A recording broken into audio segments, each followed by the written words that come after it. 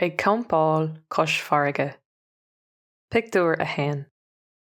I pictiúr a haon lá déarnach na háirteiste atá ann, an dar lá is fethe de bhí an bheithimh. Tá beirt bhuachalí, éimeann agus brian, díreach tar éis na scrúdaithe a chríochnú agus fríomhraoin siad dá dismóthóirí an bhfuil cadacha dul ag Campáil Cois Trá i Loch Garman don deireadh seachtaine. Measan mamaí gur smaoinemh maith é seo, agus go ndéanfadh sé maithe stóibh de rúd a dhéanamh ar úlach na háirteiste. Ní féidir a héine go bhfuil brise tiltte acu. Pictiúr a dó. Sruiseann na buachalaí a gceann scríbe roimh bhean lé. Tá an tonad campála lonathe is siomh anáisiúil agus tá radharc áling ag an mirt. Is féidir le báid seol a fheiceáil san áirige. Tá an ghrian ag scoilte na gcloch, fad is atá na buachalaí ag socrú an phobal. Tá siad lán sásta leis, tá go bhfuil sé anchompordach.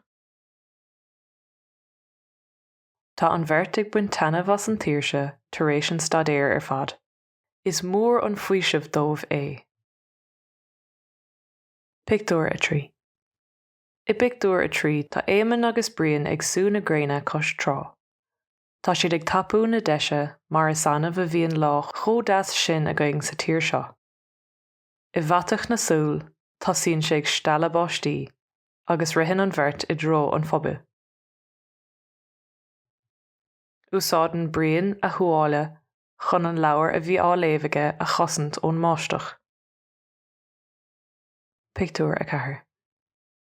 For réir, nuair throiseann na buachalaí an phobal, tá sí leagtha ag an nglae. Tuigeann siad anois an seanacha, ní bhíonn in éonrad ach seall.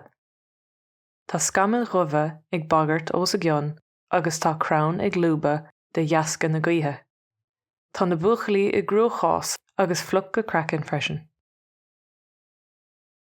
Pictiúr a 5. Níl an dar a rá acu ach gléach a chur ar a dismóthóirí. In sin éimeann an scéal dá athair. Tá athair éimeann an-chabhrach. Deir sé leo go bhfuil ó stán deas in aice láimhe agus go bhfuil aithne aige ar an manistóir. Stán deas in aice láimhe bhí tá áit le fanachtachá anois. Cuireann dad gléach ar a chara agus cuireann sé seomra in áirithe dóibh. Tá dí má ortha faoin Campáil ach tá an tá-ló leis an óstáin. Pictiúr a 6. Sa pictiúr déarnach tá an bheirt suite chun bord in óstáin na Fáile. Tá béle te á ithe acu agus tá siad trim anois. Tá meann go gáire ortha agus tagann an seanachal is olc an ré nach séideann de rinne éigean chun cuine. Marach an stoirm ní bheidís ag fanacht den óstáin Studyclix is cinnte nach ndéanadh siad de rúd ar an tros seo go deo. Ceistena. Cén dá atá ann i pictiúr a haon. Cad atá á dhéanamh ag na buachalaí i pictiúr a trí. Cad a tharla don phobal i pictiúr a 4.